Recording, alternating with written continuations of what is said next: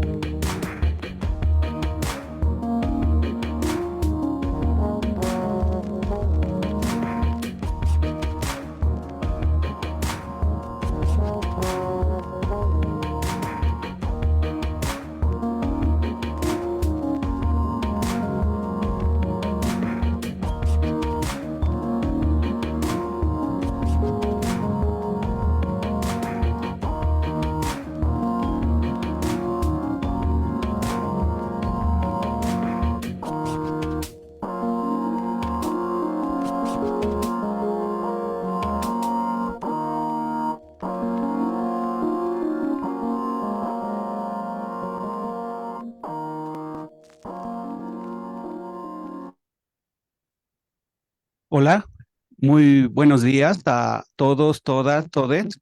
Es un gusto estar en una sesión más del seminario de divulgación interdisciplinaria, dirigido principalmente a estudiantes de la carrera de matemáticas aplicadas, pero en realidad por su naturaleza sabemos que asisten y que preguntan estudiantes de todas las carreras. Entonces, bienvenidos todos y vamos a pasar justo a la presentación del ponente.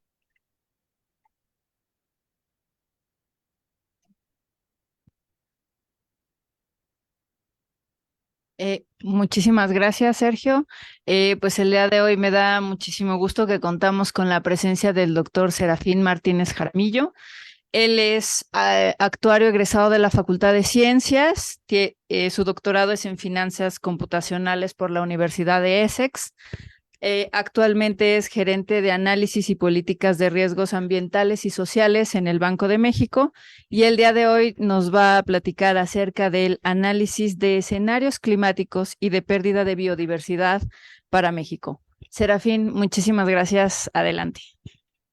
Muchas gracias. Es un honor. Gracias por la invitación y es un honor presentar siempre ante querida UNAM y Facultad de Ciencias. Y me siento honrado en que esté aquí Bego y el doctor López Estrada también. Me da un enorme gusto verles otra vez. Pues bueno, solo quiero señalar que algunos resultados que voy a presentar son preliminares y que son puntos de vista míos y no representan el punto de vista oficial del Banco de México ni de su Junta de Gobierno. La siguiente, por favor. Me voy a ir un poquitito rápido para abordar, son muchos temas. Según entiendo, son 45 minutos, espero cubrir todo. Pero la idea es que tengamos tiempo de platicar sobre estos temas que son muy importantes. Pues bueno, no es secreto que consumimos más recursos de la tierra y de sus ecosistemas de los que se pueden renovar. Estamos en una tendencia decreciente de la biodiversidad en el planeta. Y además que esta pérdida de biodiversidad está generando riesgos no solo económicos, sino financieros. Y eso es por lo que lo abordamos desde el Banco Central. ¿Por qué nos estamos metiendo en estos temas? Bueno, independientemente de si nos guste o no, es no tiene lugar a dudas que estos riesgos conllevan materialidad financiera, es decir, que se pueden manifestar como pérdidas financieras y económicas muy importantes. Entonces, por eso cabe dentro de las esferas de competencia de los bancos centrales, cuyos mandatos principales típicamente son asegurar la estabilidad de precios y la estabilidad financiera. Dentro de estas estabilidades, pues el hecho de que podría haber repercusiones de largo plazo inflacionarias, presiones inflacionarias, o que algunas instituciones financieras no puedan continuar operando, es por lo que nos es relevante para los bancos centrales. La siguiente, por favor.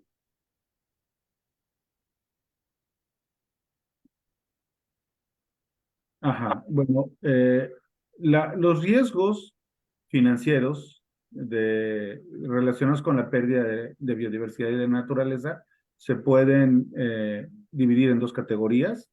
Seguramente han oído de estos: los crónicos, los agudos dentro de los físicos y los riesgos de transición.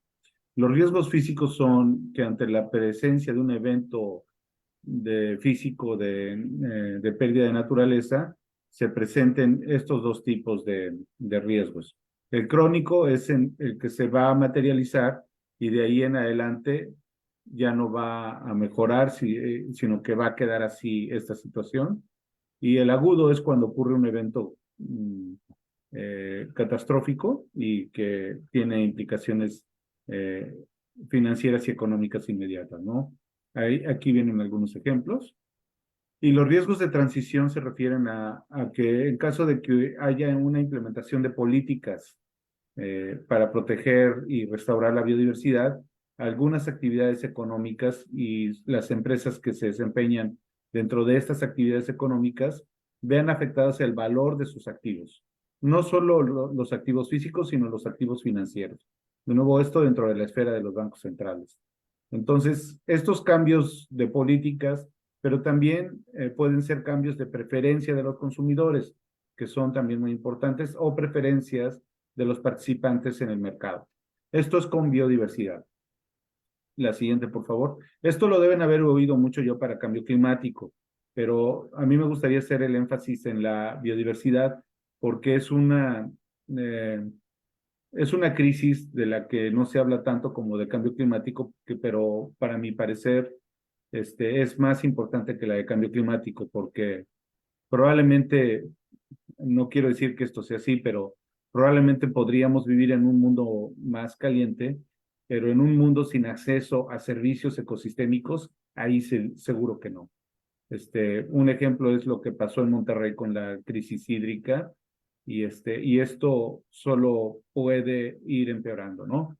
Además, algo por lo que es muy importante para mi gusto también los riesgos asociados con la pérdida de biodiversidad, es que el cambio climático la está acelerando también, y la pérdida de biodiversidad también acelera el cambio climático. Entonces hay un vínculo muy cercano entre estos dos fenómenos, entre estas dos crisis que están ocurriendo, y hay mecanismos de interacción que para poder entenderlos hay que estudiarlos conjuntamente. Adelante, por favor. Bueno, esto lo acabo de decir, que hay una correlación muy importante, una relación muy importante entre cambio climático y pérdida de biodiversidad. Y bueno, el punto que me gustaría resaltar mucho es que restaurar biodiversidad siempre es benéfico para combatir el cambio climático. Y al revés, no siempre es cierto. Es posible que hayan algunas políticas y acciones que mitigan el cambio climático, pero que sean perjudiciales para la biodiversidad. Esto hay que tenerlo mucho en cuenta cuando se diseñen estas políticas, porque, por ejemplo, la extracción de minerales raros que están asociados con la transición energética involucran pérdida de biodiversidad. O sea, que países megadiversos tengan que hacer minería en zonas de alta biodiversidad. Entonces, habría que tomar esto en cuenta también cuando se diseñen estas políticas. Pero en el otro sentido, siempre funciona bien. Siempre que se preserva y restaura biodiversidad, siempre es benéfico para combatir el cambio climático, por muchos aspectos y además co-beneficios. no solo es la captura de carbono, sino el acceso a los servicios que la naturaleza da. Adelante, por favor.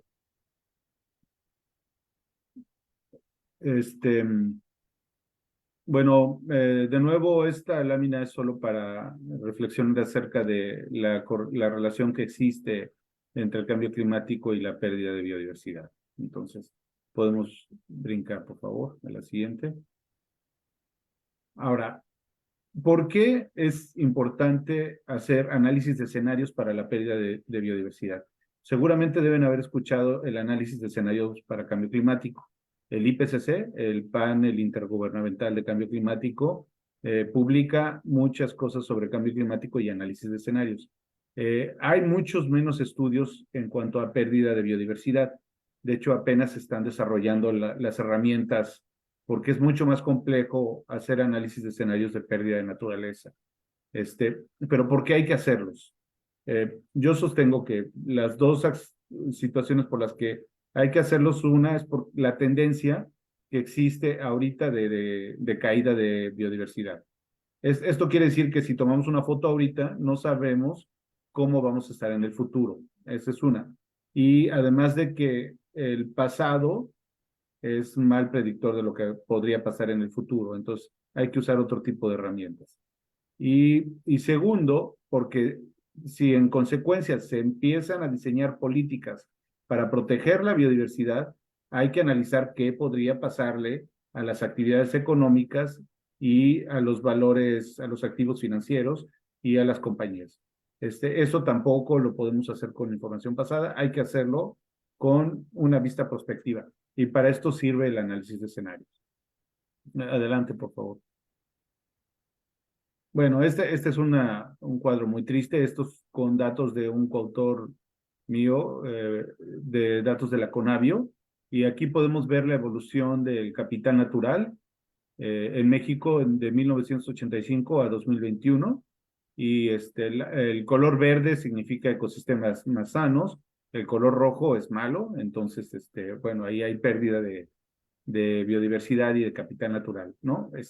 Vemos una degradación impresionante en la costa del Golfo, en el centro del país también, y el estado de Chiapas, ¿no? Es muy impresionante cómo estaba y cómo está ahora.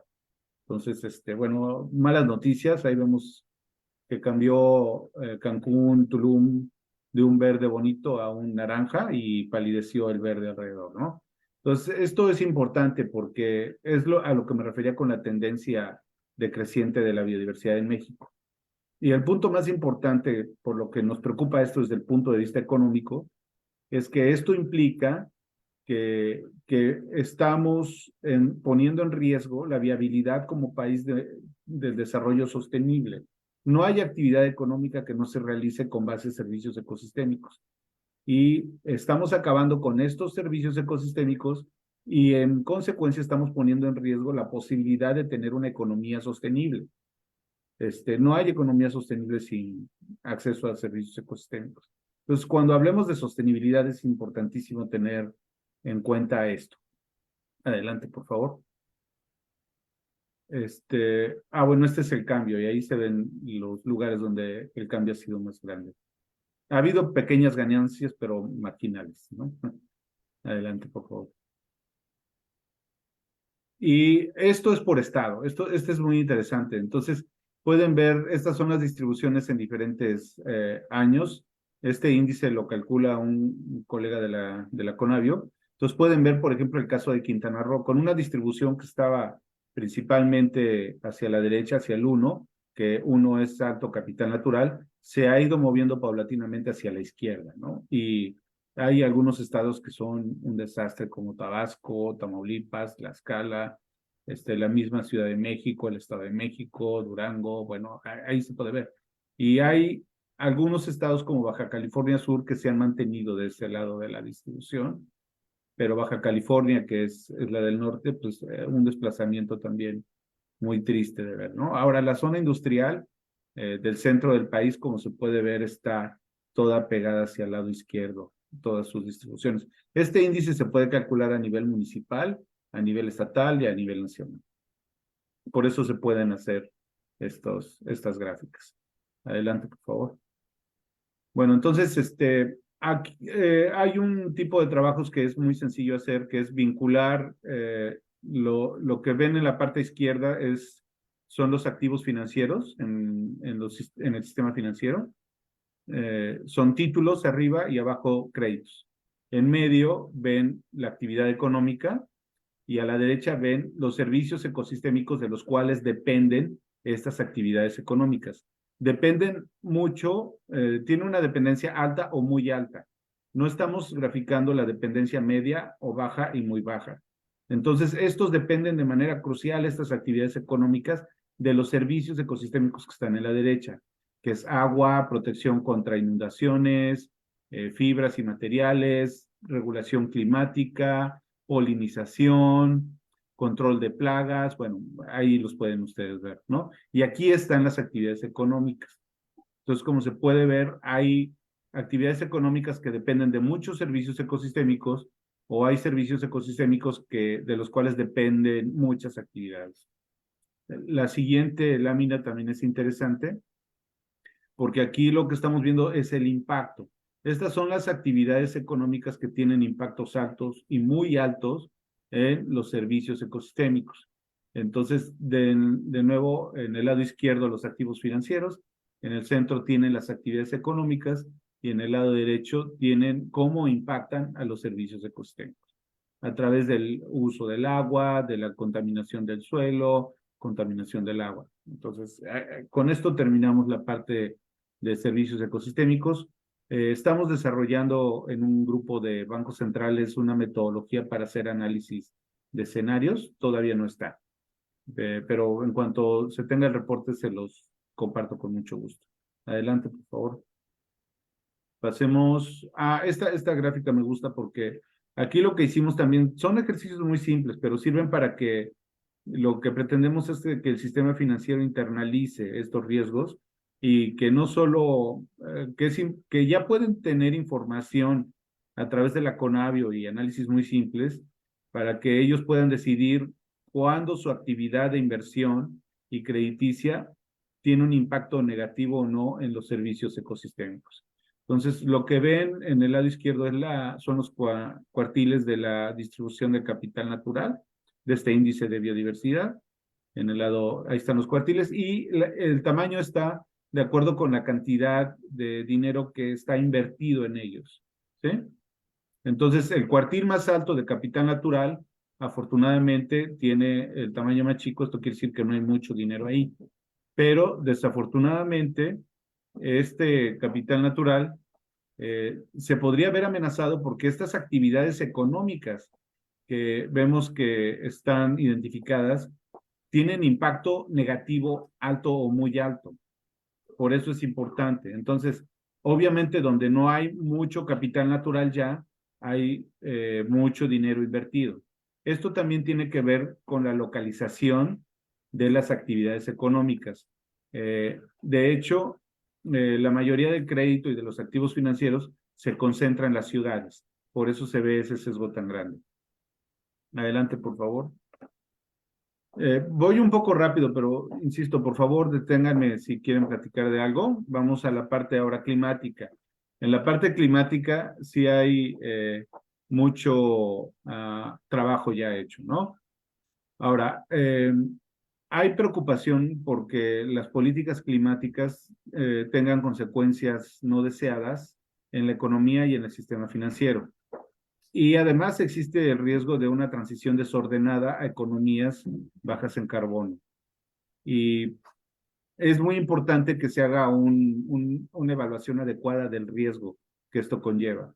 No hay todavía consenso amplio, se está apenas llegando a ciertos consensos metodológicos. Y una herramienta que se ha estado usando ya por muchos años por el IPCC y que apenas está entrando en la arena de los bancos centrales es análisis de escenarios. Adelante, por favor. Por eso México es algo que nos interesa hacer. Estamos expuestos a ambos riesgos, a los riesgos físicos, y eso tristemente lo acabamos de ver, son inundaciones y huracanes, esos son riesgos agudos, y también crónicos, que son tan o más importantes. porque los efectos de los riesgos crónicos ya no se disipan.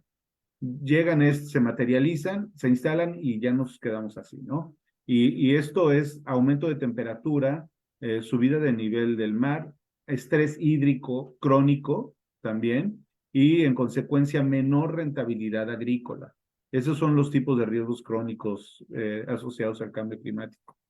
Pero también tenemos riesgos de transición, porque la gráfica superior muestra la matriz energética primaria de México, que esencialmente está basada en petróleo y gas, combustibles fósiles. Y la generación eléctrica, la gráfica inferior, muestra que la mayoría de la generación eléctrica en México es con gas, ¿vale? Por estas dos situaciones, en caso de que haya una acción global para mitigar emisiones, esto involucraría que tenemos graves riesgos de transición, porque los activos financieros asociados a estos sectores perderían valor. Adelante, por favor.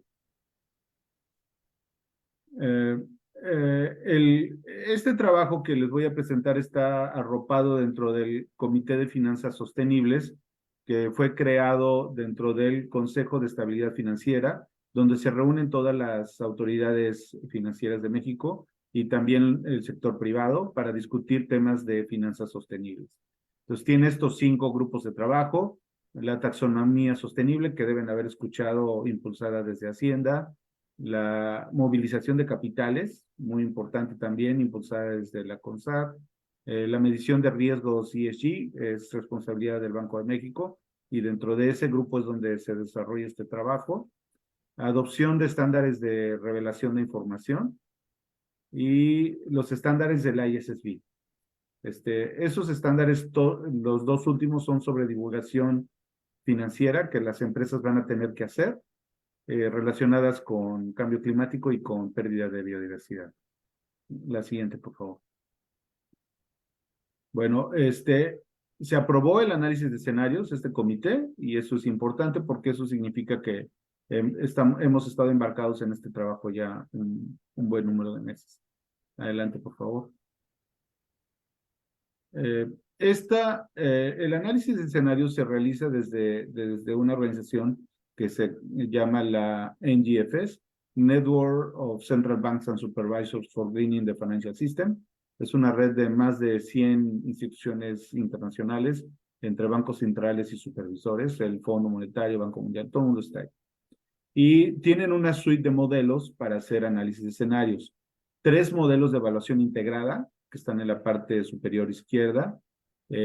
Modelos para evaluar el impacto de riesgo físico, ¿se acuerdan? Los riesgos de transición arriba, físicos, y también se hace un estudio de cómo estaría la macroeconomía.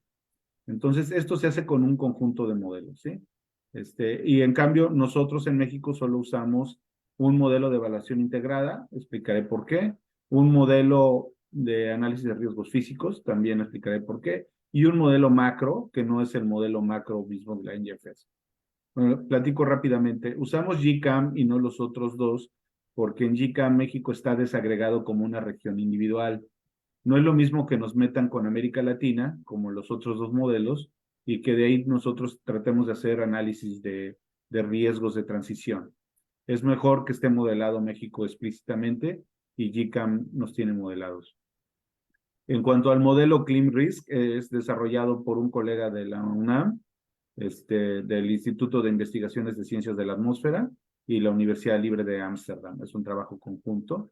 Y el modelo macroeconómico global no lo podemos usar porque tendríamos que pagar por él, pero tenemos un acuerdo de trabajar con un modelo GEMES desarrollado por la Agencia Francesa de Desarrollo. Entonces, actualmente ya calibramos el modelo GCAM para México, o sea, se revisó cómo están los parámetros, los supuestos, cómo están hechos para México, y estamos calibrando el modelo GEMES, y el modelo ClimRisk ya lo pudimos conectar con GCAM y con GEMES. Ese es el estado del avance. Adelante, por favor. Entonces, lo que hacemos es que GCAM es el modelo base. Los modelos de evaluación integrada son modelos que incluyen varios módulos. Incluyen un módulo económico, un módulo del sector energético, porque las emisiones de gases de efecto invernadero están principalmente vinculadas al sector energético. Entonces se modela con mucho detalle el sector energético. Hay un módulo climático, obviamente, para determinar el nivel de temperatura media del global del planeta y de acuerdo con esto poder hacer la evaluación de los riesgos físicos. Y también incluyen módulos de uso de la tierra. ¿Por qué son importantes? Porque el uso de la tierra está asociado con las emisiones. Si hay un pedazo de tierra que en lugar de ser bosque ahora se usa para fines agrícolas u otros fines, tiene implicaciones para el calentamiento. Entonces, bueno, ese es el modelo de evaluación integrada. Lo conectamos con este modelo de riesgos físicos, lo alimentamos con las emisiones que produce el modelo de evaluación integrada y el modelo de riesgos físicos produce el nivel de temperatura media global. También nos produce los cambios de temperatura a nivel de una cuadrícula de 5 kilómetros por 5 kilómetros. Eso es muy bueno porque no solo tenemos la temperatura global, sino la tenemos con detalles geográficos muy, aquí está, útil, y también el impacto económico en términos del PIB. Entonces tenemos cuál va a ser la pérdida por riesgos crónicos de Producto Interno Bruto para México, pero también por estas mallas. Eso también para poder hacer estudios a nivel estatal. Y entonces, utilizando información de GCAM, como el precio de carbono y del impacto económico de ClimRisk, se meten al modelo macroeconómico GEMES y entonces lo que hace GEMES es producir un montón de variables macroeconómicas, porque es muy importante no solo ver cómo le iría al sistema financiero, sino cómo le iría a toda la economía. Entonces, son variables como la inflación, desempleo, tasas de interés, todo el cuadro macroeconómico. La siguiente, por favor. Y bueno, estos son los escenarios como se pueden, los aprobados por el Comité de Finanzas Sostenibles. Hay un escenario que es de menor, conseguir que el mundo no se caliente más allá de 2 grados centígrados. Esa es una transición ordenada, pero no tan ambiciosa como tener emisiones netas cero para el 2050, es menos ambicioso. Hay una transición tardía en el que nos hacemos patos hasta el 2030 y después empezamos a adoptar políticas más agresivas. Hay un escenario de políticas actuales, que es decir, no hacemos nada, aquí nos quedamos. Y hay un escenario divergente, perdón, el 4 está eliminado de la NGFS, disculpe, y el quinto escenario es México sigue con políticas actuales y el mundo se dirige hacia emisiones netas cero. Entonces queremos ver qué le pasaría, cuáles serían las posibles implicaciones para México en caso de que, por ejemplo, Canadá o Estados Unidos o la Unión Europea, para compensar esta falta de compromiso de nosotros, impusieran impuestos transfronterizos asociados a las emisiones. Entonces, como se ven los escenarios aquí es que el eje de las X indica el mayor o menor riesgo físico y el eje de las Y el mayor o menor riesgo de transición. Entonces, en el caso de las políticas actuales, si lo vemos, no tiene mucho riesgo de transición porque creemos que no va a haber transición. Entonces, mis activos van a seguir valiendo lo mismo, ¿no? En el caso de cuando haya ya transiciones, dependiendo si es ordenada o desordenada, tendríamos mayor o menor riesgo de transición. Por ejemplo, si nos conducimos ordenadamente a un mundo donde la temperatura no suba arriba de 2 grados ordenadamente, el riesgo de transición es más bajo y tiene menos riesgos físicos porque estaríamos mitigando las emisiones, ¿sí? Los escenarios de transición tardía y de divergente neta ceros tienen menos riesgos físicos, pero tienen más riesgos de transición. Así es como se ven estas gráficas. Adelante, por favor. Ya vamos a empezar con las partes más entretenidas. Miren, esto era el modelo GCAM, la población, el supuesto poblacional del modelo GCAM que tuvimos que ajustar, porque el supuesto poblacional que se usa es un supuesto ya relativamente viejo y ya hay datos más recientes, ¿no? Que México, en realidad poblacionalmente, que sería más como la curva que está abajo y no como la curva verde que está arriba. Entonces eso lo cambiamos. Adelante, por favor. También cambiamos la evolución del Producto Interno Bruto. Había un supuesto de crecimiento demasiado optimista para México, entonces lo ajustamos un poquitito más a la baja. Creo que hay una mano levantada, ¿verdad? ¿Me detengo o seguimos? Ustedes me dicen. Bueno, si quieren sigo hasta que me digan. La siguiente, por favor. Y como resultado de revisión solo de estos dos parámetros y otro parámetro de elasticidad, vean qué diferente se ve la trayectoria de emisiones para México. Entonces es un trabajo que vale la pena hacer, porque si hubiéramos trabajado con el modelo tal y como lo tienen implementado en la NGFS, la trayectoria de emisiones sería la de arriba. Y no es solo porque nos guste que tengamos menos emisiones, sino porque también hay unas anomalías en estos valores que no se explicaban, ¿no? Y que estaban asociados a valores que no eran tan acertados. Entonces, por eso se hizo esta revisión del modelo GCAM. Adelante, por favor. Y así es, ese es uno de los resultados más interesantes. Fíjense, la implicación de haber cambiado, adaptado el caso de México, es que se ve como está en la parte de abajo, después de la revisión que hicimos, y miren arriba, por un supuesto que no era tan correcto, estaríamos suponiendo que el sector de otra manufactura y el de acero iban a incrementar mucho sus emisiones. Entonces tenían más riesgo de transición. Y entonces el ajuste al valor de sus activos iba a ser más grande. ¿Sí? Entonces, hubiéramos sacado conclusiones que no necesariamente estaban muy bien.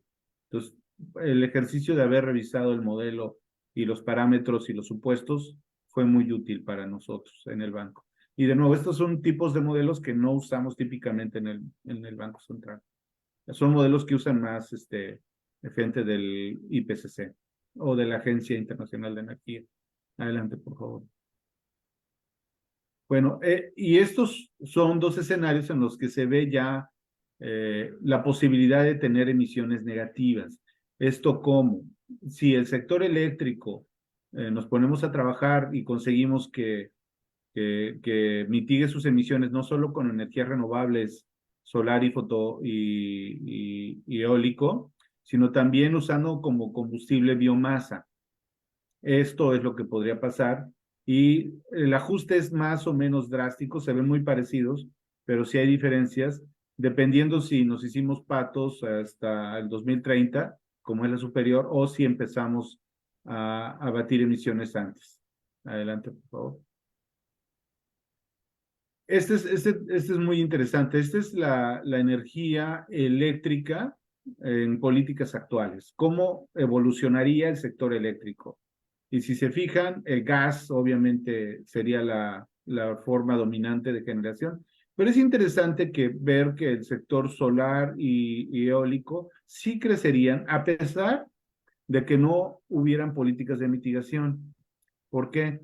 Esta ganancia en estos participación es exclusivamente basado en costos. La generación solar y eólica es cada vez más barata. Entonces, aún en ausencia de políticas de mitigación, sí crecerían de una manera importante. El que sigue, por favor. ¿Y esto qué pasa? Esto es lo que pasa si hay realmente políticas de mitigación. Los sectores solar, eólico y nuclear completamente dominarían la matriz energética de generación de electricidad.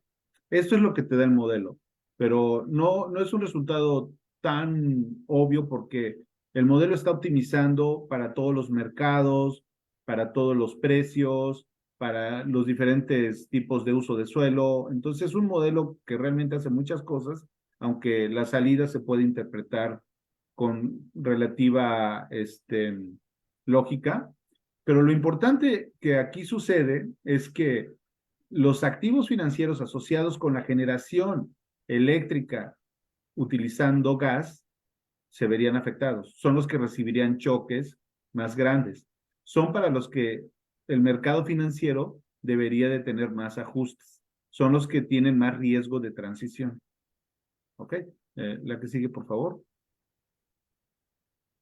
La revisión que hicimos, platicamos con gente del INEC, platicamos también con gente de la CONUE para revisar estos datos, ¿sí?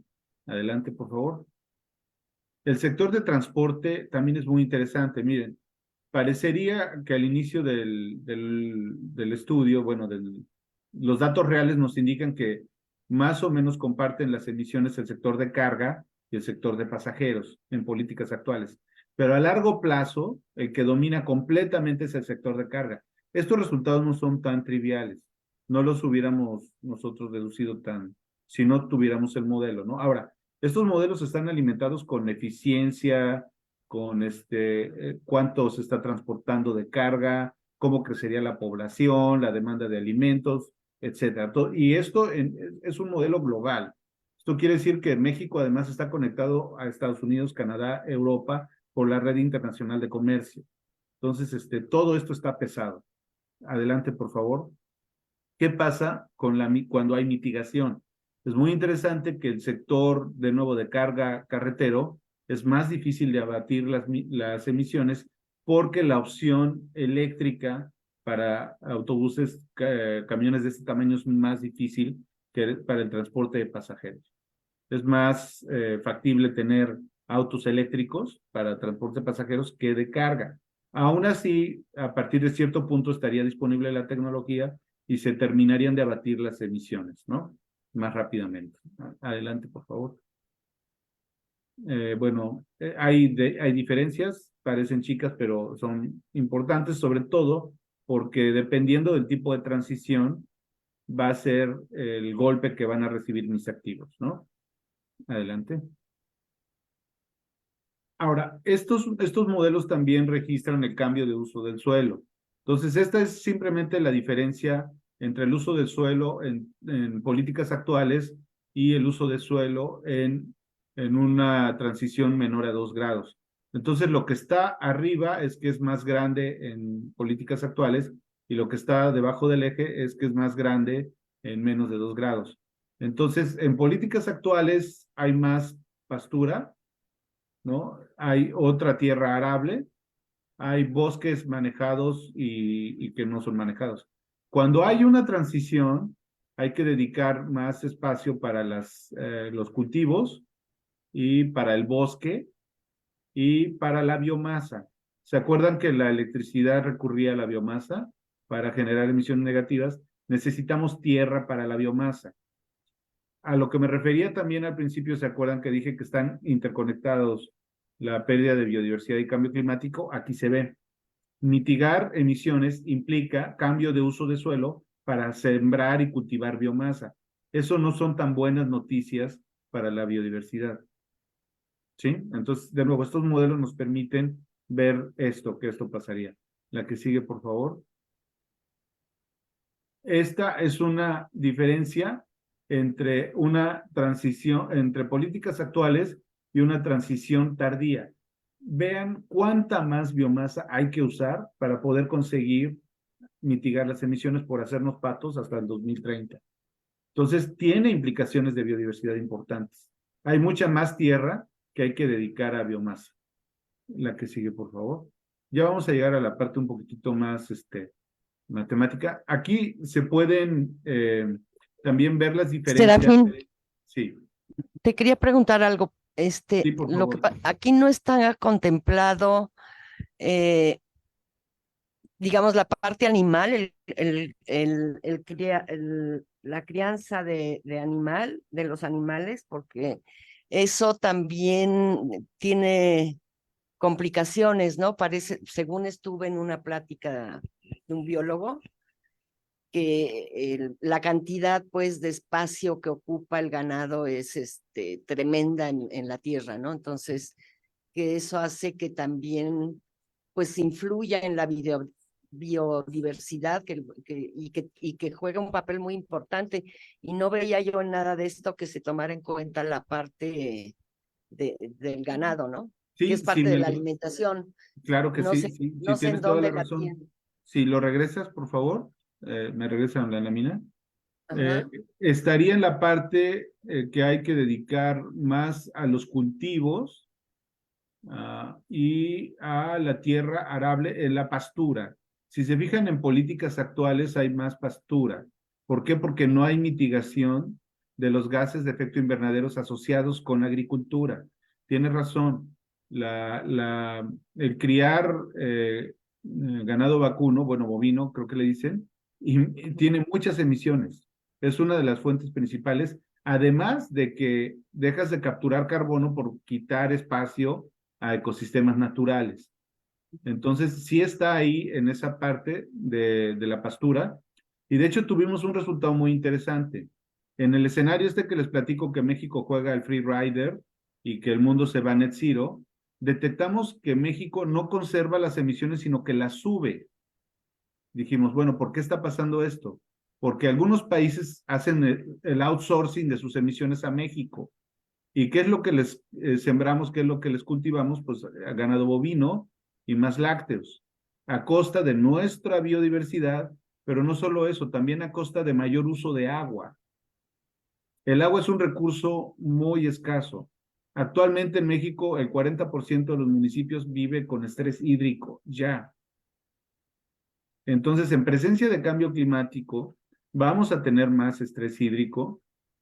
Y en el caso también de decidir irnos a jugar, a tratar de jugar el Free Rider, tiene implicaciones para el uso del agua, pérdida de biodiversidad y mayores emisiones, que por productos que son relativamente poco sofisticados, nuestros socios comerciales nos podrían penalizar muy fácilmente.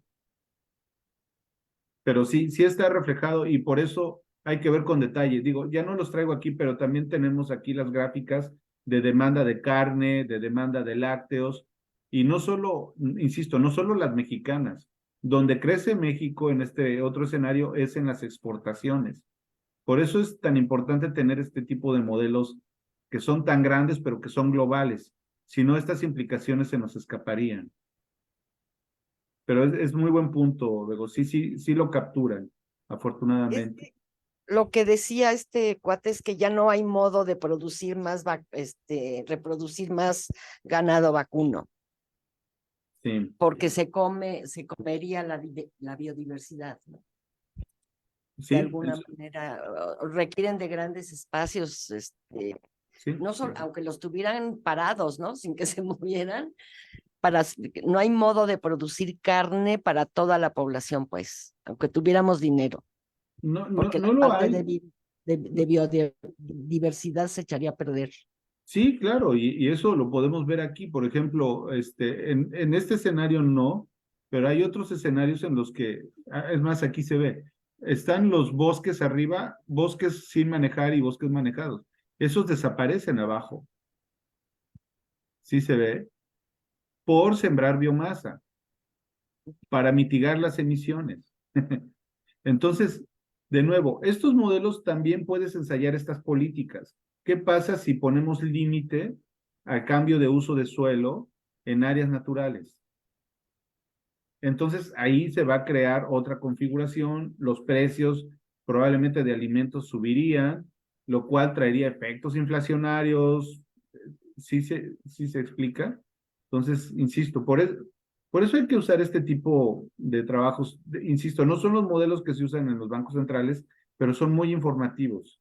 Uno de los desarrolladores del modelo GCAM me decía, es que Serafín, se están tomando decisiones trascendentales sin usar ningún tipo de modelo, así con guías de dedo.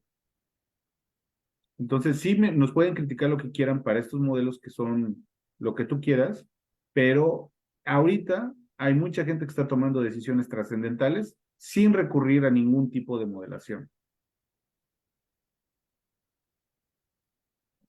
Ok, no sé si ya quieren que paremos.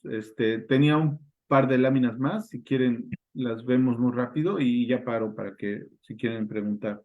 Ya vi que... Oh, ok, porque si hay una mano levantada. Sí. ¿Qué quieren que hagamos? Ustedes digan. Pues si quieres, bueno, pasamos las dos láminas y ahorita le damos la palabra a Juan Sí, Barrios. prometo que ya no invierto. Adelante, por favor, de nuevo. ¿Cuánto sería la producción de petróleo, el cobro de impuestos por emisiones. Adelante. Costos de electricidad. Adelante. Nada más quiero una gráfica. Adelante. Estas son cosas relativamente importantes. Adelante también, por favor. Clean Risk, bueno, es la parte de los modelos físicos, también resultados muy interesantes. Adelante. Lo único que lo que les quiero poner es cómo se haría la estimación del impacto en los valores de los activos financieros. Adelante, por favor. Me entretuve mucho con todo lo demás. La que sigue, por favor. La que sigue. Este es el modelo macro, de nuevo, se está calibrando. Esto es interesante. Ya son las emisiones, ¿no? Adelante, por favor. Pero la que quiero ver, y precio de carbono. Adelante. Esto. Este es el modelo que estamos usando para hacer esto. Tenemos los diferentes escenarios del lado izquierdo superior. Luego el modelo te produce la producción de la energía, por ejemplo, para los diferentes sectores. Entonces, ahí se ve en esta gráfica del medio donde dice Disorderly Transition, cuál sería el tamaño del choque. Con esto se puede hacer una estimación del impacto en el valor de los activos y con un modelo de contagio, ya saben que yo hago redes, entonces tenemos un modelo de contagio basado en redes financieras para poder estimar cuál es el impacto adicional de la pérdida de valor de estos activos. La siguiente lámina y ahí me detengo. Miren, ahí está. En el escenario de políticas actuales es la línea roja, ¿no? Entonces, así seguimos y esa es la producción de un sector, ¿no? El sector que ustedes quieran. En el caso de que haya una transición ordenada, es la línea verde. Entonces, la diferencia entre la producción en la línea roja y la línea verde, esa flecha verde, ese es el tamaño del choque que recibiría el activo financiero. Eso es lo que necesitamos incorporar en la evaluación de activos financieros para que contemplen el riesgo de transición del cambio climático. Y la transición tardía es la azul. Si se fijan, aparentemente tiene menos riesgo de transición, sí, pero tiene más riesgo físico. Eso es algo que también hay que tomar en cuenta al mismo tiempo. Porque aquí el riesgo de transición es menor, sí, porque me hice pato, pero el riesgo físico va a ser mayor. Ya con esto me detengo y muchas gracias. Espero que lo encuentren interesante y útil. Claro que sí, Serafín, muchísimas gracias. Tenía la mano levantada Juan Barrios, si gusta hacer su pregunta.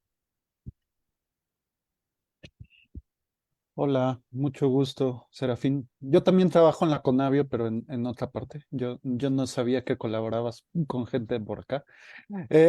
Bueno, lo que entendí entonces es que en el creador de modelos, el GCAM, sí todavía no tienen metido qué pasa con la biodiversidad, ¿no? O sea, todos son, cosas de uso de suelo, extracción de whatever y cosas así, es correcto, ¿verdad? Sí, sí es acertado y ahorita vamos a sacar un reporte en un grupo de trabajo de la NGFS sobre cómo hacer análisis de escenarios para pérdida de biodiversidad. Y una conclusión muy importante a la que llegamos es que estos modelos de clima no están tomando en cuenta los aspectos más importantes de biodiversidad. Por eso son insuficientes. Sí, que el problema es un poco entre pues el cambio climático y cómo lograr que la biodiversidad no se vea afectado con el estrés del cambio climático y el estrés de las actividades humanas, ¿no? Y eso sí, está un Sí, poco... sí, sí. No solo eso, sino que en el cambio climático tienes algo más sencillo, que es con una métrica global te basta para ver la efectividad o no, ¿no? Que es la temperatura media global.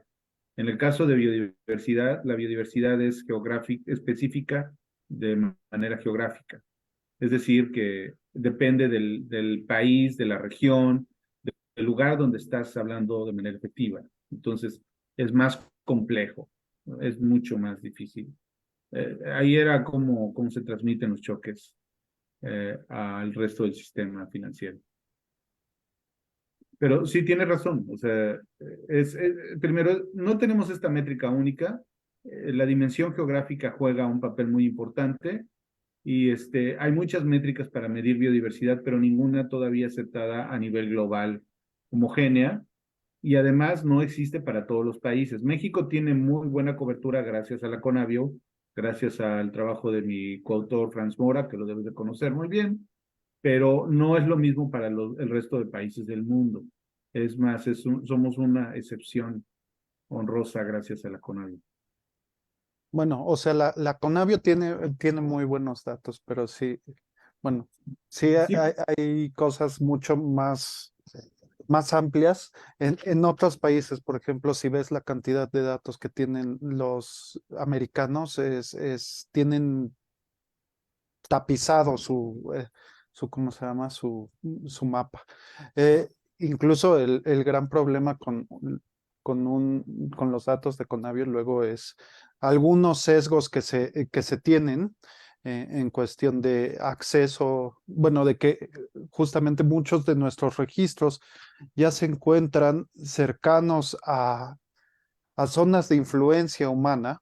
O sea, si alguna vez has visto los registros de Conavio, muchos, o sea, podrías ver ahí el mapa de carreteras de México, ¿no? Incluso el día de, bueno, incluso los registros dentro de las áreas naturales protegidas son escasos por lo mismo de que es un poco más difícil entrar a esos lugares.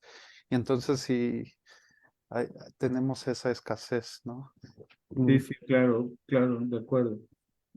Nada más, hay un caso que me gusta mencionar, es de que eh, hice una identificación, bueno, hicimos con mis coautores una identificación de los polígonos de áreas naturales protegidas y aún ahí encontramos actividad financiera, cosa que no debería de pasar. Pero incluso, bueno, incluso muchas veces bueno, en la parte de Michoacán, gracias a la presencia de parches de naturalidad o bueno, de áreas naturales protegidas y tal, eso también funciona para la actividad financiera de los aguacates. O sea, hay especies que sí salen a polinizar el aguacate y luego regresan a, a un lugar más seguro para mantener su población. Sí, de Bueno, acuerdo, de acuerdo. De hecho, además, otra de las complicaciones que mencionas tiene que ver con eso. Los servicios ecosistémicos son varios. La polinización es uno, la provisión de agua superficial, de agua subterránea también. Entonces, dependiendo de la salud de los bosques incluso, va a ser la disponibilidad de agua que haya por región. ujú, Digo, insisto, todo esto lo he venido aprendiendo por el trabajo con mis colegas de Conavio, pero es muy, muy relevante porque esto nos ha orillado a decidir que vamos a necesitar un modelo hidrológico físico para continuar con nuestro trabajo, porque los modelos climáticos que vemos en los modelos de evaluación integrada nos van a entregar el cambio en precipitación de lluvias, pero eso todavía hace falta vincularlo con la disponibilidad física de agua, porque el hecho que llueva más o menos no basta, sino después cómo se va a terminar escurriendo por las diferentes cuencas en el país y cómo puede afectar las zonas donde se usa el agua para riego de cultivos. Eso lo queremos hacer más hacia adelante de nuevo, pero ahí lo que quiere decir es que vamos a necesitar un modelo físico. Incluso, bueno, yo recuerdo un trabajo que tenía una persona del Instituto de Geografía, creo que era, donde estaba viendo que la deforestación que estaba ocurriendo en la parte de la sierra que es oriental,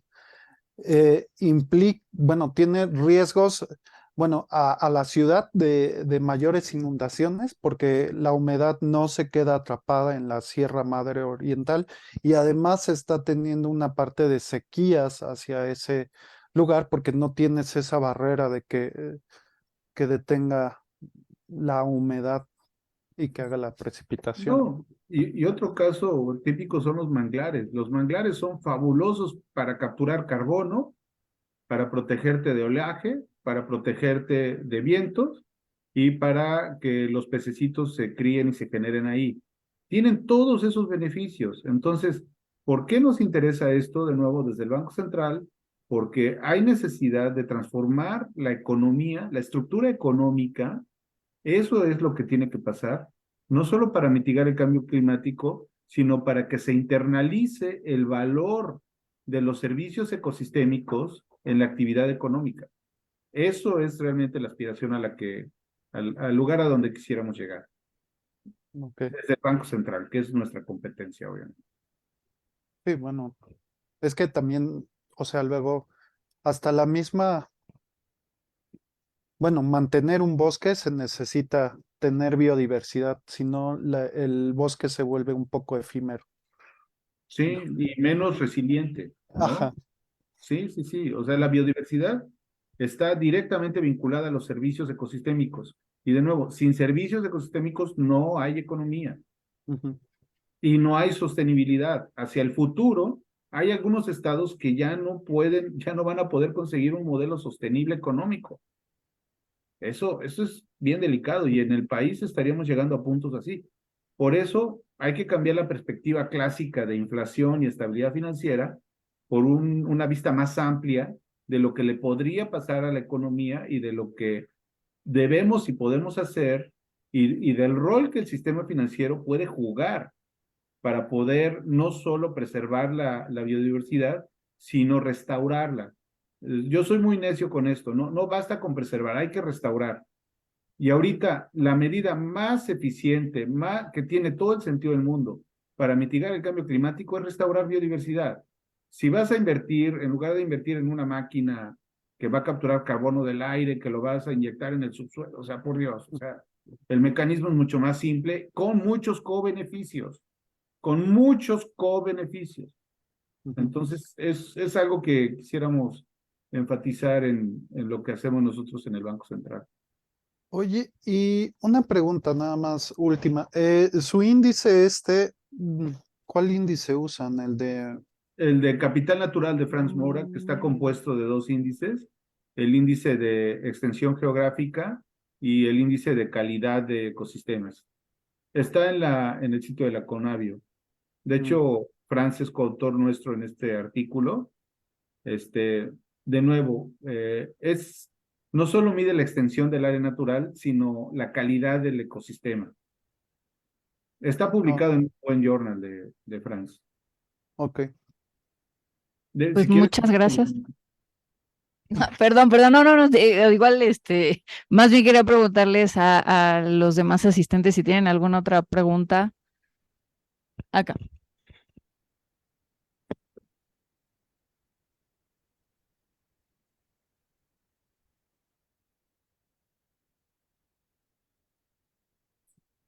no se escucha.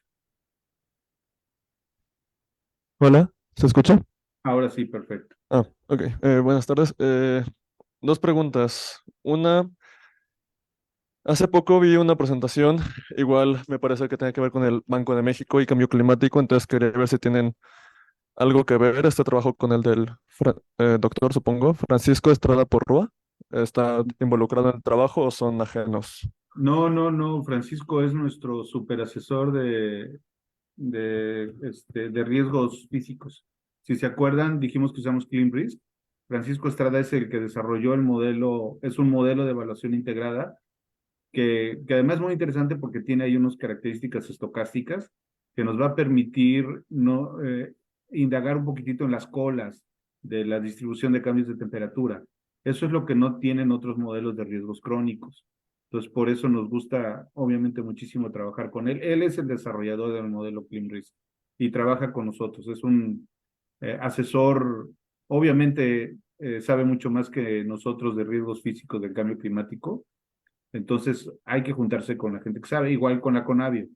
Durante algunos tiempos nos asesoró el doctor Sarucán y obviamente el doctor Franz Mora. Entonces, Esto, digo, de nuevo, el toolkit que tenemos en los bancos centrales es muy limitado y yo que he estado trabajando con investigadores más jóvenes, llegan muy bien preparados, muy bien preparados, pero nosotros que ya somos de una guardia mucho más vieja, no tenemos todo este conocimiento, pero es muy bueno y muy necesario que estén llegando gente con estos perfiles ahora a los bancos centrales. Y justo Porque, dentro de esta, perdón. no, no, por favor, adelante. Y justo dentro de esta, la segunda pregunta sería como sobre el tipo de divulgación de esta clase de proyectos, cómo planean que justamente más gente se va involucrada, ¿no? Porque justo en la ponencia del doctor Francisco hablaba de la necesidad de por ejemplo, en este caso de ciencias de la Tierra, de tener buenos modelos de predicción para desastres naturales y sobre todo la influencia de cambios, que es la influencia del cambio climático en el cambio de la frecuencia de estos desastres, ¿no? Y si estos modelos, o sea, una vez que existan, cómo les van a incluir, cómo involucran a la gente que sabe esas cosas y pues como usted dice, también a las generaciones que están aprendiendo al respecto, ¿no? Sí, si me permiten, lo abordo Anita está levantada la mano. No, no, contesta, contesta. Listo. Sí, mira, yo creo que el rol que estamos jugando en el banco es que primero lo internalice el sector financiero. ¿Por qué? Porque ellos son los que dan los grandes créditos a las compañías que favorecen o que destruyen la biodiversidad y que favorecen o mitigan el cambio climático. Entonces, que internalicen esto es crucial, porque no se pueden hacer a un lado y por eso me gustan las gráficas no solo de dependencia, sino de impacto, porque que se identifiquen bien las actividades económicas que son nocivas para la biodiversidad y que haya créditos otorgados o sea, debe haber un sentido de responsabilidad, porque si tú hablas ahorita con cualquier compañía, con cualquier banco, todos son verdes, en serio, ¿ven? Todos son sostenibles, todos son verdes, y no es cierto. Si no, no se verían las cosas que ustedes vieron con datos duros ahí en el reporte, las gráficas que mostré. Otra cosa que queremos hacer es hacer un sitio como estos que hay en el Banco de Educación Financiera, pero todo en temas de sostenibilidad. ¿Por qué? Porque queremos y creemos que el consumidor final tiene una parte muy importante en sus decisiones para que cambien realmente las empresas. Eso es uno. Y dos, porque las comunidades locales e indígenas son cruciales para esta transición y la restauración de los ecosistemas. Los ecosistemas que están en mejor forma, y no solo en México, a nivel mundial, son los ecosistemas que están custodiados por comunidades locales e indígenas. Entonces, si va a haber una restauración y si se van a diseñar mecanismos de financiamiento para que llegue el dinero a estas comunidades, tiene que tomárseles en cuenta. Eso es algo que también con mucho gusto hemos descubierto dentro del Banco Central, gracias a platicar con gente de estas comunidades. Y hay colegas que restauran manglares de gratis, o sea, es su chamba, la hacen con mucha pasión, muy bien, y nadie les da nada. Vale, gracias. No, hombre, espero que haya sido útil. Pues ahora sí, adelante con tu pregunta, Ana. Gracias. Oye, Serafín, está interesantísimo todo, muchas gracias. Como siempre me enfoco en el detallito que no entendí, pero el índice de integridad ecológica, ¿qué tan continuo es? Es lo que más caja negra me pareció de todo lo que nos mostraste. Sí, porque es continuo, o sea, pasas del rosa al no sé qué, o si ya pasas de un color a otro ya valió. Lo veo dinámico en el tiempo porque lo han medido en distintos momentos, pero sí, si ya estás en uno te puedes regresar a otro. Es como una calificación, pero me parece una calificación, híjole, bien complicada, ¿no? ajá, mira, obviamente no soy el experto que es el doctor Franz Mora. Lo que he entendido del trabajo con él es que te mide el índice de integridad ecológica de 0 a 1, qué tan sano, qué tan robusto y qué tanto puede continuar realizando sus actividades de provisión de servicios ecosistémicos, un ecosistema en particular. Entonces, este índice va de 0 a 1, se calcula pocas veces en el tiempo porque es complicado. Tienes que recurrir, de hecho, a medir la presencia de depredadores tope en esos ecosistemas. ¿Por qué? Porque la existencia de depredadores tope implica que todo el soporte biológico está ahí. Esa es una manera que hace el coautor del doctor Franz Mora. Entonces, si hay pumas, si hay jaguares, si hay incluso aves rapaces, es una buena señal de un ecosistema. Entonces, esto está publicado en un paper, en un buen journal. Si quieres, se los mando. Insisto, los detalles no los tengo. Y la otra componente es simplemente extensión geográfica. Ahora, los colores es simplemente para ilustrar, ¿no? Está entre 0 y 1. Los rangos se escogen nada más para tratar de ilustrar cuáles son los que están más degradados. Hay algunos municipios en México que el valor de integridad ecológica es 0.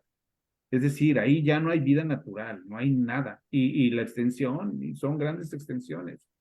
Entonces, Claro, pero luego está el desierto y el bosque no sé qué, y el bosque no sé cuánto. Entonces, puede tener mucha integridad ecológica y ser el desierto de Sonora, ¿no? Claro, pero es que esos sí son ecosistemas con alto valor. Lo que pasa es que no son tan exuberantes como los que ves Como en la el selva. sur. Exacto. Pero, o sea, como que ok. Sí Gracias. lo toma en cuenta. Sí lo toma Está en muy cuenta. interesante. Sí, pero insisto, ese valor nosotros solo lo usamos para ilustrar la degradación y para ilustrar que hay zonas todavía con alto valor ecológico donde hay actividad financiera. Eso es lo que nos preocupa. Y actividad financiera de actividades económicas que son perjudiciales para los ecosistemas. Por ejemplo, minería en la zona de Calakmul. Bueno, eso no debería de pasar. Pero ese índice no lo usan para lo demás que hicieron. Si lo usamos, nada más, insisto, para vincular si hay en zonas de alta integridad créditos, básicamente. A ver, esta es el índice y variaciones. Pero en el que sigue, por ejemplo, adelante, por favor. Muchas gracias por haber regresado. El que sigue. El que sigue. No, antes, uno antes. Ese mero.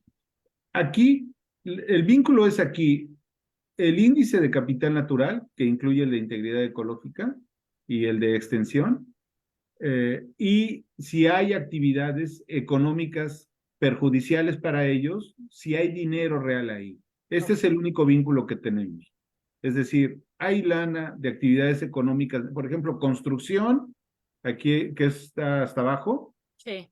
Construcción en una zona donde hay mucha biodiversidad. Eso no debería de pasar. Eso es lo que queremos que reconozca el sistema financiero. Es simple. El doctor Franz Mora nos da el índice y ustedes ven si tienen crédito o no en ese municipio. Si está, aguas. Y es una actividad económica negativa. Eso es para lo que lo usamos. Obviamente, hacia adelante, esperemos hacer análisis de escenarios con esto. Pero esto es un ejercicio muy simple. Ya no traje el mapa donde se ponen también las zonas naturales protegidas y si hay créditos ahí o no. De nuevo, eso no debería de pasar. Pero eso habla de que hay actualmente bancos, que están teniendo actividades, están favoreciendo actividades económicas perjudiciales para el medio ambiente en zonas de alta diversidad ecológica o zonas naturales protegidas. Digo, por Dios, ¿no? O sea, eso no debe de ser 0, ¿no? El dinero que debe haber en el cuarto cuartil debe ser 0, sobre todo de estas actividades económicas, ¿no? Ese es un ejercicio simple, Ana. Esperemos llegar a la parte de modelación hacia adelante. Ok. Muchas gracias. Sí, tiene una pregunta del profesor Jesús y enseguida a Sergio. Sí. Una pregunta curiosa. estudio de esto de impacto a la biodiversidad en el Tren Maya. Ah, bueno, eso seguro va a salir en el siguiente indicador que se produzca, seguro. Claro que sí. Ahora, una cosa que no se quiere entender es que además se fragmenta el ecosistema. Un ecosistema fragmentado pierde mucha calidad, pero Pero además está en contradicción con que los que pueden mejor sustentar la biodiversidad son los pueblos originarios. sí, pero creo que ahí la decisión no pasó por ahí. Ok, gracias. Perdón, yo no dije esto, estamos en confianza, ¿vale? No, nadie va a salir. Sí, no, claro, por supuesto. La pregunta de Sergio. Hola, mucho gusto. Por lo que entiendo, entonces justo estos modelos integrados, especialmente el GCAM, hace, me imagino, algo así como un modelo de equilibrio general económico y hace optimización y una cosa por el estilo, ¿no? Integrada. Sí. Una pregunta, ¿la metodología es abierta de ese índice? ¿De cómo calculan en ese programa? Ya sé que es muy complicado, pero me gustaría justo ver detalles. Sí, muy rápido. No es complicado, es un modelo muy robusto. Hay cientos de artículos publicados con ese modelo, cientos. Es un modelo muy influyente y de nuevo tenemos la fortuna de que México esté desagregado. Tenemos una excelente relación con el que lo diseña, quien lo diseñó, y si es un modelo abierto, entonces tú puedes bajarlo de GCOP y cambiarlo tú, programarlo tú, probar otras políticas, y es algo que queremos también impulsar en México, el uso de estos modelos para hacer estas pruebas de políticas. A lo mejor a ustedes se les ocurren otras políticas, cambian los inputs, cambian los parámetros, y dicen, vamos a ver qué sale, ¿no? Nosotros lo estamos usando en un contexto muy estrecho, pero son modelos de mucha utilidad, insisto, sobre todo en la parte estratégica. Y ya cuando lo juntemos con el modelo de agua, va a estar espectacular, porque bajo estos escenarios vamos a ver si va a haber agua disponible en estas zonas, qué tanta agua y qué tanto el estrés hídrico puede cambiar. Estamos muy interesados en seguir en eso también. Eso me preguntaba si, por ejemplo, no puede ser un modelo como de retroalimentación, en donde uno tenga una salida con biodiversidad y la biodiversidad se pueda meter de alguna forma en cuenta para volver a correr el modelo y ajustar de una manera mejor, como haciendo dos capas, una cosa por el estilo.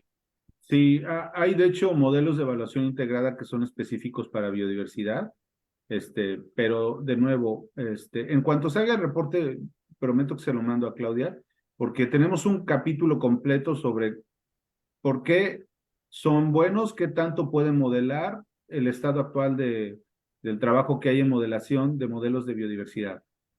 Es un capítulo completo de un reporte que estamos produciendo y sí se pueden conectar porque hay modelos de biodiversidad más ambiciosos, más enfocados a la biodiversidad.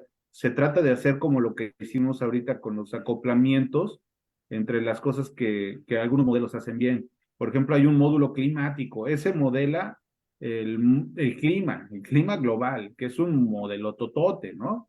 Pero nada más tenemos que hacer el acoplamiento con este modelo que es como un modelo de equilibrio general computable, ¿no? Que es un modelo económico que es muy bueno para la parte energética.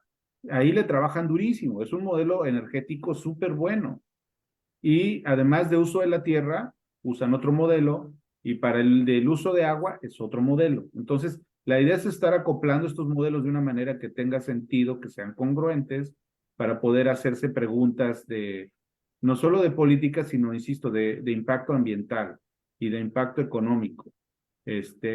Lo que no queremos, y eso es una vista muy personal, perdón, ya no les entretengo, es que salgamos con una subestimación muy fuerte del impacto económico o del cambio climático o de la pérdida de naturaleza, porque mandaríamos una señal incorrecta muy importante al mercado. Es lo que no queremos. O sea, por eso nos estamos tomando tiempo y mucho cuidado para que no salgamos. Es que hay algunos artículos que salieron con que el impacto de la pérdida de naturaleza era una burrada como del 2% del PIB. Pues bueno, entonces no te preocupes, ¿no? Entonces no hay manera que el sector financiero se ajuste si salimos con estimaciones tan chiquitas. Muchas gracias. No, de qué, al contrario. Pues muchas En la gracias, red creo no que hay ya preguntas. todos. No, ya revisamos, no había preguntas en la red.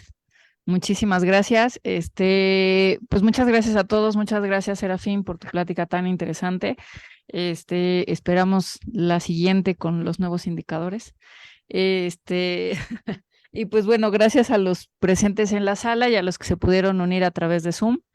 Pues quedan invitados a nuestra siguiente charla. Muchas gracias. Muchas gracias y gusto verles, ¿eh? Siempre, una pena que no estoy allá, pero estoy en una reunión aquí donde se está discutiendo también aquí cosas de política. Pero mucho gusto verlos. Pues al contrario, gracias a ti por hacernos un espacio. Cuídense mucho. Chao.